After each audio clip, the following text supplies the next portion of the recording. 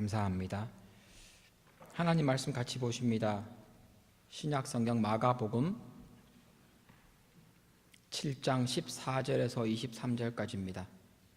마가복음 7장 14절에서 23절까지의 말씀,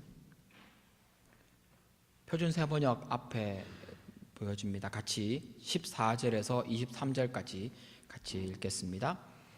예수께서 다시 무리를 가까이 부르시고서 그들에게 말씀하셨다. 너희는 모두 내 말을 듣고 깨달아라. 무엇이든지 사람 밖에서 몸속으로 들어가는 것으로 그 사람을 더럽히는 것은 아무것도 없다. 사람에게서 나오는 것이 그 사람을 더럽힌다. 들을 귀가 있는 사람들은 들어라. 예수께서 무리를 떠나 집으로 들어가셨을 때에 제자들이 그 비유를 두고 물었다. 예수께서 말씀하셨다. 너희도 아직 깨닫지 못하느냐? 밖에서 사람의 몸속으로 들어가는 것이 사람을 더럽히지 못한다는 것을 알지 못하느냐?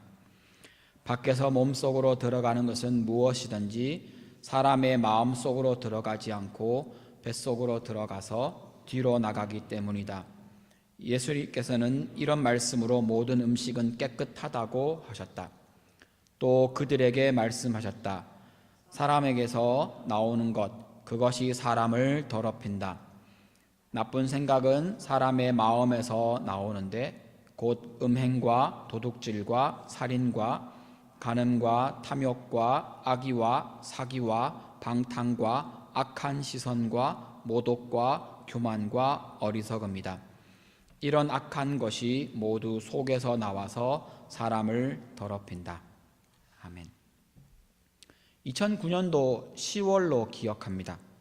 갑자기 제가 열이 섭씨로 한 39도까지 오르고 40도에 육박해서 몸이 너무 아프고 오한이 들어서 이불을 겹겹이 뒤집어 쓰고 땀을 막 흘리는데도 너무 춥고 아팠습니다. 막 이빨이 막 부딪힐 정도로 이불 속에서 그렇게 누워 있었습니다. 모든 근육과 제가 느낄 수 있는 모든 관절이 다 아파서 누워있는 것이 힘이 들었고 제 모든 피부가 너무 예민해서 입고 있던 옷, 덮고 있던 이불, 그 침대까지도 너무 내 피부를 아프게 했습니다. 제가 경험한 가장 힘든 증상은 그때 숨쉬기 힘들 만큼 가슴, 특별히 폐가 숨을 들이키고 내뱉을 때마다 아팠던 것이고 근육이 힘이 들어가지 않아서 기력이 급격하게 떨어져서 그리고는 이틀 동안, 그 아픈 기간 이틀 동안에는 혼자 침대에서 몸을 이렇게 앉을 수도 없었습니다. 결국 아내가 음식을 떠먹여 주기까지 했었습니다. 나중에 알게 된 겁니다. 그 병이 독감이었습니다. 2009년도에 그 독감, 인플루엔자 바이러스로 2009년 한 해 동안에 죽은 사람이 전 세계적으로 14,378명이라는 통계가 있습니다. 저도 그렇게 죽을 뻔했던 사람입니다. 제가 근육과 관절이 아프고 발열이 열이 막 오르고 오한이 든 것은 제가 걸렸던 그 병의 증상입니다. 너무 아파서 에드빌을 먹으면 죽을 것처럼 아픕니다. 근데 에드빌을 먹지 않으면 정말 아마 죽었을지도 모릅니다. 고통이 그렇다는 겁니다. 하지만 제가 그 약을 먹은 것은 제 병을 낫게 한 게 아니고 증상을 완화시키기 위해 먹은 약이었습니다. 물론 잘 듣지 않았습니다. 만약에 저의 면역 시스템이 그것을 이겨내지 못하면 그 병으로 어떤 사람들은 죽었을 겁니다. 이때 그 유명한 치료제가 등장합니다. 이전에 개발이 되었지만 그때 더 유명해진 치료제가 타미플루라고 하는 치료제였던 것으로 기억합니다. 그 타미 치료제는 말 그대로 그 병을 치료하는 데 역할을 했었습니다.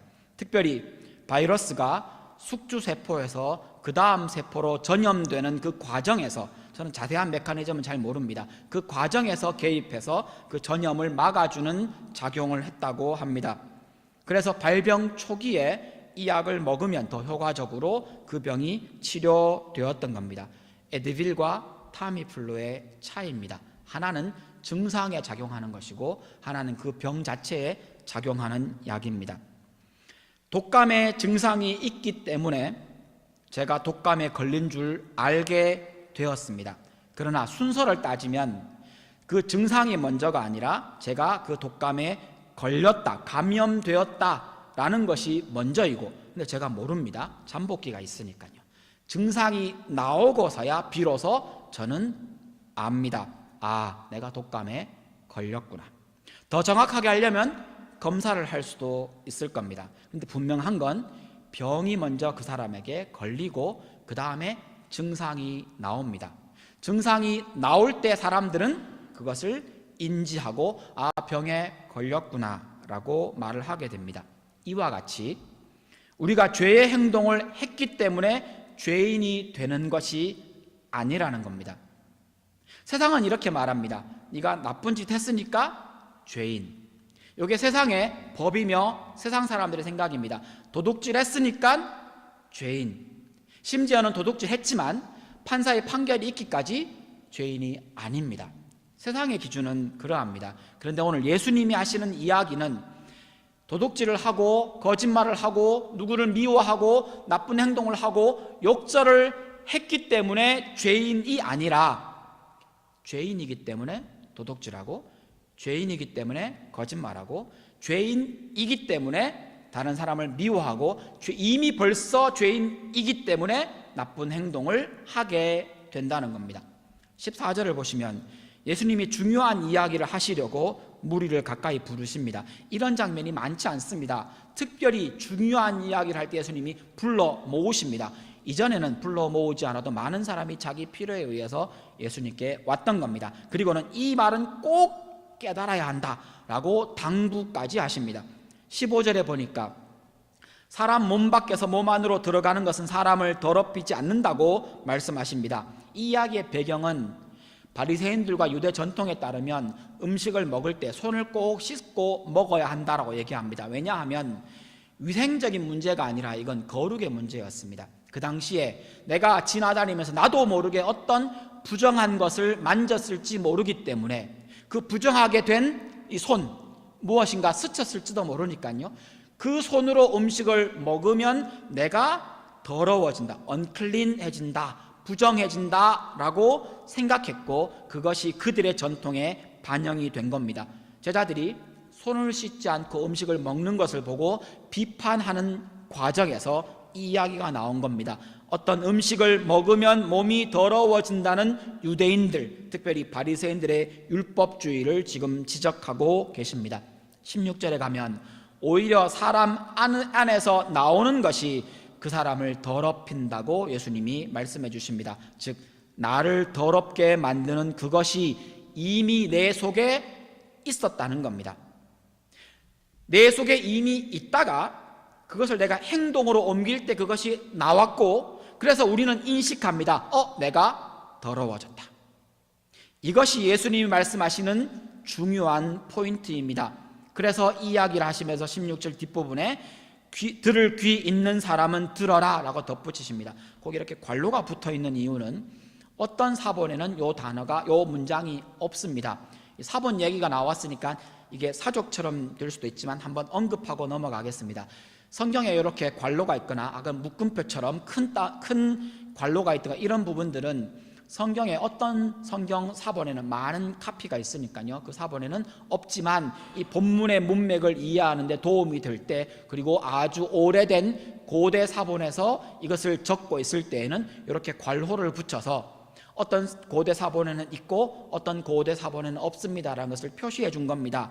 그런데 어떤 고대 사본에는 없다는 겁니다. 그런데 여기에 이 문장이 들어가는 것이 이 본문을 이해하는 데 오히려 도움이 되기 때문에 붙여서 보게 된 겁니다. 17절은 이렇게 말합니다. 제자들이 못 알아들었다가 다시 묻습니다. 예수님 그게 무슨 말이었습니까? 18절에는 예수님이 다시 한번 강조해서 그 이야기를 풀어주십니다. 내가 어떤 음식을 먹었다고, 내가 부정한 손이라고 여겨지는 것을 어떤 음식을 먹었다고 해서 내가 더러워지는 것이 아니라 사실은 내가 어떤 행동을 했다고 해서 그제서야 죄인이 되었다라는 것이 아니라 그 전부터 내가 죄인이었고 내가 더러웠고 내가 나쁜 놈이었는데 그제서야 행동으로 옮기고서야 내가 알게 되었다는 겁니다. 19절 말씀에 음식은 그냥 먹고 배설을 통해 지나가는 것뿐이라고 말합니다. 아까 말씀드린 것처럼 이건 우리는 배설물을 그렇게 좋아하지 않습니다. 더럽다고 생각하죠. 실제로 많은 균들이 거기에 있는 것도 맞습니다. 근데 예수님이 지금 강조점은 우리 영혼과 우리의 존재 자체에 대한 이야기를 하고 계십니다. 20절입니다. 오히려 사람 속에 이미 있던 것이 밖으로 나올 때 우리는 비로소 그것이 죄인 줄 자각하게 되고 알게 되고 그제서야 내가 더러워졌다라고 말하지만 실상은 그 더러운 죄가 이미 내 속에 존재하고 있었다는 것을 본문 20절에도 확인할 수 있습니다. 27절에는 예를 들어 주십니다. 이미 내 속에 존재하는 나쁜 생각 때문에 내가 죄인이 되었다는 겁니다. 이미 존재하고 있던 겁니다. 수련회 갔더니만 강사 목사님의 비유하시는 말씀의 한 부분을 인용해 보겠습니다. 이렇게 강사 목사님이 묻습니다. 여러분, 아담과 하와가 선악과를 따먹어서 죄인이 된 겁니까? 죄인이기 때문에 선악과를 따먹은 겁니까? 여러분의 생각은 어떻습니까? 이 질문은 설명이 조금 필요한 질문입니다. 아담과 하와가 선악과를 따먹었기 때문에 죄인입니까?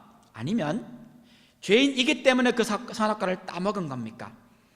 오늘 우리가 읽고 있는 이 본문에 따르면 눈에 보이는 건 그가 아담과 선악과를 따먹어서 죄로 확인이 된 겁니다. 그러면요, 그 창세기 본문에 가면 이런 구절이 있습니다. 뱀이 아담과 하와에게 하는 말입니다. 네가 이거 먹으면 안 죽어. 그 대신 네 눈이 밝아져서 하나님과 같이 될 거야. 그러면 아담과 하와가 그 선악과를 따먹기 전에 그들의 마음의 결정은 이미 내가 하나님처럼 되겠다라는 마음을 먹었고, 오늘 본문 말씀 이 이야기에 비추어 본다면 거기서부터 그들은 죄인이었던 겁니다. 그냥 과일 하나 먹는 단순한 행동이 우리가 큰 어떤 것이 아니라 사실은 벌써 하나님처럼 되겠다라는 마음을 먹는 순간 그들은 벌써 죄인이었고, 그들에게 그 죄인의 행동으로 선악을 알게 하는 나무의 열매를 먹은 것에 불과하다는 겁니다. 근본적으로 죄는 어디서부터 온 겁니까? 이미 내 속에서부터 시작되었다는 겁니다. 이것이 성경에서 말하는 죄와 죄인의 본질입니다. 하나님 말씀을 자기에게 비추어 보지 않는 사람들은 자기 속에 이미 나쁜 생각, 혹은 이미 죄가 존재했다는 것을 인정하지 않고 심지어는 모르기까지 합니다. 22절을 보십시오. 얼마나 나쁜 일들이 열거되고 있습니까? 21절 뒷부분에서도 음행이나 도둑질이나 살인을 얘기했을 뿐 아니라 22절에 가면 간음과 탐욕도, 악한 의도도, 시기도, 방탕, 악한 눈도, 모독도, 교만도, 사실은 이게 악한 나로부터 나온 행동에 불과하다는 겁니다. 그 행동들은 증상일 뿐입니다. 그냥 증상입니다. 죄는 어디서부터 시작된 겁니까? 이미 내 마음속에 존재했던 겁니다. 23절에 결국 내가 죄의 행동을 해서 스스로 죄인이라고 자각하게 되는 시점이 그 죄가 행동으로 드러나는 것이라고 이야기하고 있습니다. 여러분, 우리는 죄인입니다. 내가 뭘 나쁜 행동을 했기 때문에 죄인이 아니고요, 그냥 나는 죄인입니다. 내가 죄의 행동을 했기 때문이 그 전에 이미 벌써 내가 죄인이기 때문에 내가 죄의 행동을 드러낼 수밖에 없다는 것이 성경이 말하는 우리 인간의 본질입니다. 내가 아무런 나쁜 짓도 안 했는데 죄인이라고 하니까 기분 나쁘고, 내가 죄인이라고 하니까 시작도 안 했는데 벌써 내가 죄인이라고 하니까 절망스러우십니까? 그러나 그 절망이, 그것이 성경이 말하는 우리의 실체이며 진실입니다. 성경의 모든 진리는 여기서부터, 인간의 입장에서 보면요, 여기서부터 시작이 됩니다. 나는 죄인이다. 나는 한계를 가졌고 나는 죽을 거다. 나는 영원히 살 수 없고 나는 시간과 공간 안에 산다. 이게 다 죄인이라고 하는 그 울타리 안에 들어가는 다른 표현들입니다. 여러분이 한 주를 사시면서 여러분의 한계를 만나셨습니까? 와, 해야 될 과제는 너무 많고 읽어야 될 책 분량은 너무 많은데 교수님은 그런 나를 전혀 알아주시지 않고 계속 과제를 냅니다. 한 문제 풀기도 버거운데 두 문제를 내시고요, 과제 하나 하는데 밤새도록 해도 안 풀리는 그 과제를 붙들고 끙끙 앓고 있는데 그 다음 날 또 과제가 나옵니다. 여러분, 한계를 만나셨습니까? 교수님이 답이라도 방향이라도 가르쳐주면 좋을 텐데 그런 것 없이 어느 날 갑자기 그 문제를 툭 던져주면서 해결하라고 얘기합니다. 그럴 때 우리의 한계에 부딪히지 않습니까? 시간적인 한계, 체력의 한계, 지혜의 한계, 혹은 나의 의지력의 한계, 나의 윤리적인 부분의 한계, 내 신앙의 한계, 다 그런 한계들을 만납니다. 여러분, 그 한계가 어디서부터 오고 그 한계의 본질, 그 뿌리가 어디에 연결되어 있습니까? 내가 죄인이라고 하는 것으로 연결되어 있습니다. 우리가 땅에서 만나는 한계들, 그게 우리의 실체입니다. 내가 죄인이라는 것, 가장 근본적인 한계입니다. 내가 죄인이라는 것을 인정하고 받아들여야만, 나에게 한계가 있다는 것을 받아들여야만 내가 지금까지 살아온 삶의 방법을 그제서야 버릴 수 있습니다. 여러분, 내가 한계에 부딪히지 않으면 우리는 우리의 방법을 포기하지 않습니다. 전쟁을 공부하는, 전쟁학을 이야기하는 많은 학자들이 한결같이 하는 말이 있습니다. 그 나라가 전쟁 준비를 잔뜩 합니다. 많은 무기를 개발해냅니다. 근데 그 무기 체계는 개발하는데 돈도 많이 들고 시간도 많이 들고 에너지도 많이 들고 유지하는데 굉장히 힘이 많이 들어갑니다. 근데 그걸 언제 바꿉니까? 전쟁에 실패하면, 패배하면 그때 바꿉니다. 그 전까지는 그 전쟁 체계를 바꾸지 않는답니다. 많은 전쟁학자들과 역사학자들이 한결같이 하는 말입니다. 전쟁에 실패하고 패배하면 그제서야 전쟁 체계와 군 체계를 바꾼답니다. 우리의 삶도 그렇습니다. 내가 죄인임을 인정하고 내가 한계가 어딘지를 알아야만 그제서야 우리는 우리의 삶의 방법, 지금까지 실패하는 줄 알면서도 그럴지도 모른다고 말하면서도 실패 조금씩 그 실패의 기운이 도는 그 길을 걸어오면서도 그거 굳이 버리지 않습니다. 실패하고 좌절하고 아파 보고서야 그제서야 이 방법 아닌가 보다. 어리석은 우리들은 때로는 그 실패, 지금까지 10년 동안 5년 동안 실패한 그 방법을 또 붙들고 또 다시 시작합니다. 지금까지 실패해왔던 그 방법을 지금도 계속 붙들고 살아가는 것이 우리입니다.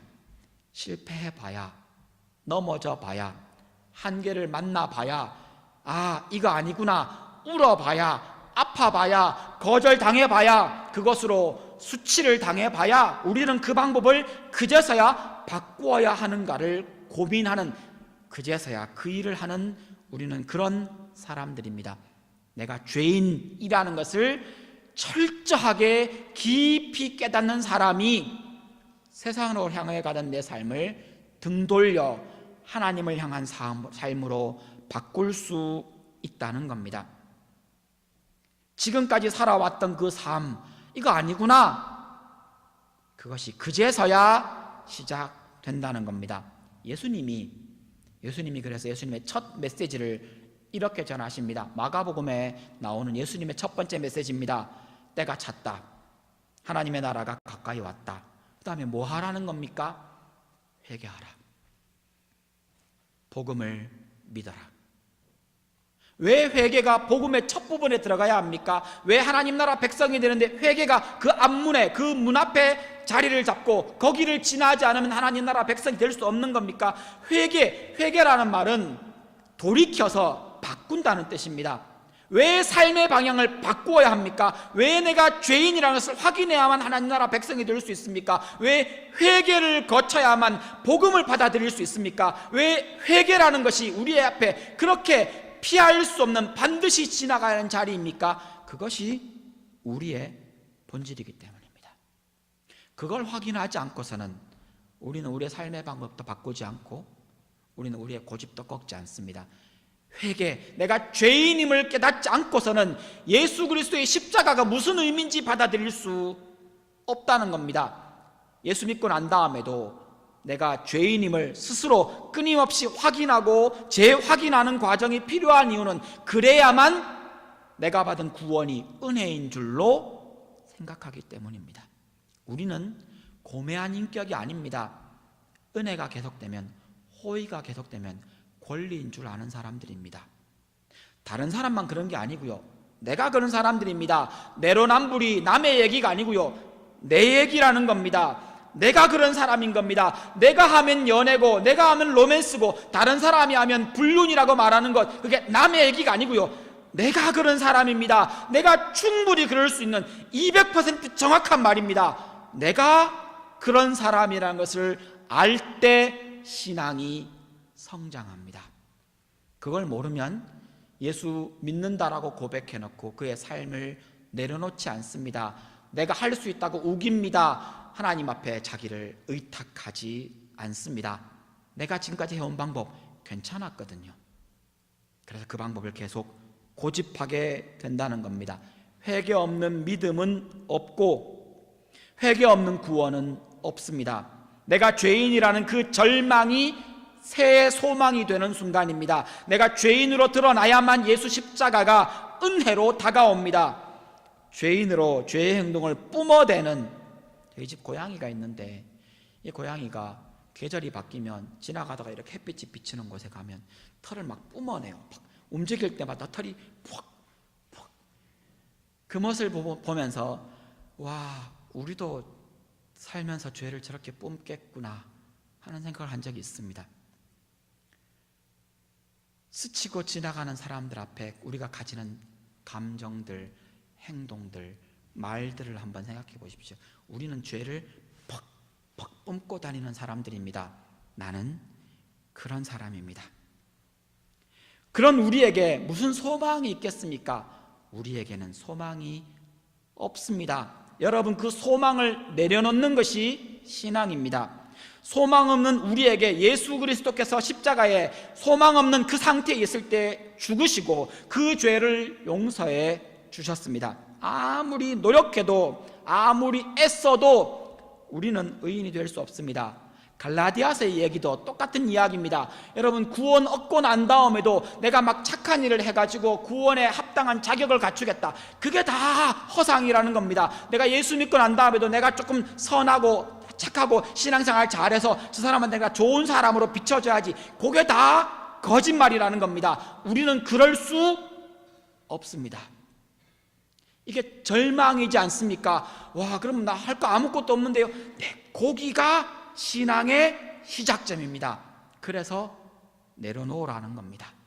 나는 나를 선하게 만들 수 없고 내가 아무리 노력해도 하나님의 구원에 합당한 자격을 갖출 수 없습니다. 그래서 교회에서 그 누구도 어깨에 힘주고 다니면 안 되는 겁니다. 다 다른 사람을 낮게 여기고 다른 사람의 허물을 볼 때 그들을 용서하는 마음으로 갈 수 있는 겁니다. 예수 믿는 지금 착한 행동을 해서 내 의의를 쌓는 것 자체가 불가능하고 그럴 수 없다는 생각, 그럴 수 있다는 생각이 불신앙이라는 것을 확인하고 아는 사람이 그때서야, 그제서야 비로소 성장하기 시작합니다. 신앙이 성장한다는 말을, 내가 하나님 앞에 나를 조금 더 의지하게 됩니다. 오직 예수 십자가만이 우리 죄를 사합니다. 우리를 구원하는 길입니다. 그래서 이 말이 진리입니다. 우리의 행위나 공로가 아니라 오직 믿음으로만 우리가 구원을 얻습니다. 그래서 이 말이 진리입니다. 예수 믿어 구원 얻기를 원하시는 분이 계십니까? 혹 아직 믿는 것이 망설여지십니까? 믿는 거 잘 안 되십니까? 여러분, 그런 분이 여기 계시다면 스스로 내가 죄인임을, 한계를 가진 사람임을 주 앞에 인정하고 용서를 구하는 것부터 시작하십시오. 주께서 여러분을 있는 모습 그대로, 있는 모습 그대로가 뭡니까? 착하려고 애쓰지만, 아니 착하려고 애도 안 쓰는 나를, 죄가 죄인 줄도 모르고 막 살아가는 나를, 죄를 좋은 것이라고 막 만지고 있는 나를 있는 모습 그대로 받아주십니다. 그것을 있는 모습 그대로 받아주십니다라는 것을 내가 인정하는 것, 그것을 믿는 것이 구원입니다. 여러분이 죄인인 여러분을, 예수님이 죄인인 여러분을 구원하시기 위해서 그래서 십자가에 죽으셨다, 그것이 팩트라고 받아들이는 것이 믿음입니다. 예수 믿기 힘드십니까? 이 사실만 받아들일 수 있다면, 이 사실만 인정할 수 있다면 여러분은 구원에 들어오시는 겁니다. 예수 믿는 하나님의 백성이 여기 계시지 않습니까? 스스로 죄인임을 예수 믿고 난 다음에도 인정하고 겸손하게 스스로를 낮추는 것이 신앙입니다. 우리의 의로운 행동이나 우리의 칭찬받을 만한 일은 모두 하나님의 은혜 때문이라고 고백하게 되는 겁니다. 여러분, 이 땅에서 우리가 내가 이루었다, 내가 성취했다, 구원은 말할 것도 없고요. 이 땅에서 그렇게 우리가 고백하고 자랑하고 어깨에 힘주는 그 모든 것이 하나님이 은혜 베푸셨다라고 인정하게 되는 것, 그것이 신앙인이 가야 할 길입니다. 하나님이 그때 그 순간에 내가 위험하고 실수하고 실패할 것 같은 그 순간에 나를 도우셨고 나에게 길을 보여주셨고 나에게 아이디어를 주신 겁니다. 다 잊어버렸을 뿐입니다. 하루하루 살아가며 그날을 세어보십시오. 하나님이 나를 어떻게 도우셨는지. 나도 모르게 내 옆을 지나간 그 위험한 순간들, 지금은 잊어버렸지만 그때 하나님이 나에게 다가오게 하신 그 사람을 내 옆에 붙여주신 그 사람, 나는 전혀 준비되어 있지 않았는데 어느 날 갑자기 말씀을 그냥 스쳐 듣다가 그 말씀이 내 마음에 콱 들어오며 하나님 앞에 고개 숙인 그 순간, 하나님이 여러분을 위해 준비해 놓으셨던 하나님의 은혜입니다. 교회에서 나 같은 죄인과 너 같은 죄인은 모두 이렇게 이 자리에 모여 있습니다. 나만 죄인일 뿐 아니라 너도 죄인입니다. 그러니 우리가 얼마나 서로에게 민폐겠습니까? 나도 민폐, 너도 민폐. 우리 다 그런 사람들입니다. 그러기에 우리가 형제 자매를 대할 때 교회에서 왜 우리 교회는 사랑이 없어 이렇게 말합니다. 근데 그 말은 사실이기도 하고 사실이 아니기도 합니다. 그 사람에게 사랑이 없는 게 당연하죠. 나한테도 사랑이 없는데요. 왜 우리 교회는 섬기는 사람이 없을까? 목사 입장에서 그게 얼마나 잘 보이겠습니까? 그런데 그게 너무 당연하다는 것을 저 같은 사람은 매번 곱씹어 자각해야 합니다. 왜 그렇습니까? 사람에게서, 제가 여러분에게서 무슨 선한 것을 기대하겠습니까? 여러분도 죄인이고 여러분도 나쁜 놈들인데요. 죄송합니다만 저는 조금 더 나쁩니다. 그래서 교회 안에서 서로를 허용해주고 품어줘야 하는 이유입니다. 동시에 하나님이 은혜로 그를 붙드셨고, 저 인간이 저만큼 되었다, 이게 은혜입니다.